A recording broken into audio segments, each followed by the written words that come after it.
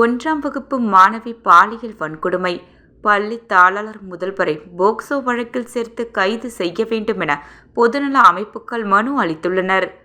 புதுச்சேரி பொதுநல அமைப்புகள் சார்பில் நேற்று காலை 11 மணியளவில் பாதிக்கப்பட்ட சிறுமியின் பெற்றோர்கள் தங்களின் புகார் இணைய முதலியார்பேட்டை காவல் நிலைய ஆய்வாளர் திரு கண்ணன் அவர்களை மனித உரிமை மற்றும் நுகர்வோர் பாதுகாப்பு இயக்கத்தின் பொதுச் செயலாளர் முருகானந்தம், மக்கள் உரிமை சுற்றுச்சூழல் மற்றும் நுகர்வோர் பாதுகாப்பு மையத்தின் பொதுச் செயலாளர் பழனி இளஞ்செழியன், தமிழர் களம் செயலாளர் கோ அழகர், தலித் மக்கள் பாதுகாப்பு இயக்கத் தலைவர் பிரகாஷ், அகில இந்திய மஜ்லிஸ் கட்சி தலைவர் ஜே சம்சுதீன், புரட்சியாளர் அம்பேத்கர் தொண்டர்படை தலைவர் பாவாடை ராயன், புதுவை எழுத்தாளர் கழக செயலாளர் புதுவை தமிழ்நெஞ்சன், சுற்றுச்சூழல் கலாச்சார புரட்சி இயக்க தலைவர் பிரக்லின் பிரான்சுவா, புதுச்சேரி வலைப்பதிவர் சிறக தலைவர் சுகுமாரன், மக்கள் மன்ற தலைவர் நாராயணசாமி, பி போல்ட் தலைவர் பஷீர் அகமது, மக்கள் அதிகாரம் தோழர் சாந்தகுமார் ஆகியோர் மனு அளித்தனர்.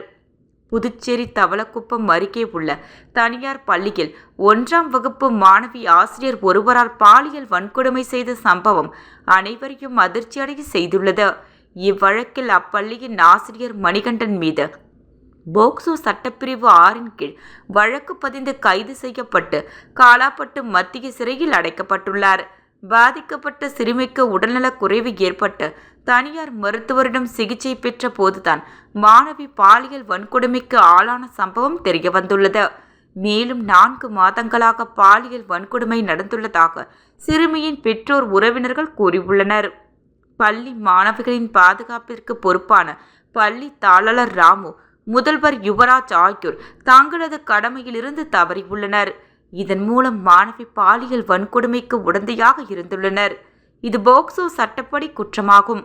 தமிழகத்தில் இதுபோன்ற பள்ளி மாணவி பாலியல் வன்கொடுமை வழக்குகளில் பள்ளி தாளாளர், முதல்வர் ஆகியோர் மீது போக்சோ வழக்கு பதிந்து கைது செய்யப்பட்ட முன் உதாரணங்கள் உள்ளன. எனவே பள்ளி மாணவி வன்கொடுமை வழக்கில் அப்பள்ளியின் தாளாளர் ராமு, முதல்வர் யுவராஜ் ஆகியோரை மேற்சொன்ன போக்சோ வழக்கில் குற்றம் சாட்டப்பட்டவர்களாக சேர்த்து கைது செய்ய உரிய நடவடிக்கை எடுக்க வேண்டும். மேலும் மேற்சொன்ன வழக்கில் குற்றம் சாட்டப்பட்ட ஆசிரியருக்கு பிணை கிடைக்காமல் நடவடிக்கை எடுத்து அவரை சிறையில் வைத்தே புலன் விசாரணை முடித்து குற்றறிக்கை தாக்கல் செய்து வழக்கை நடத்தி தண்டனை பெற்றுத்தர நடவடிக்கை எடுக்க வேண்டும். பாதிக்கப்பட்ட சிறுமிக்கு மாணவிக்கான உரிய உயர் சிகிச்சை அளிக்கவும், உளவியல் கவுன்சிலிங் வழங்கவும், ரூபாய் 25 லட்சம் நிவாரணம் வழங்கவும் வேண்டும். இவ்வாறு மனுவில் கூறப்பட்டுள்ளது.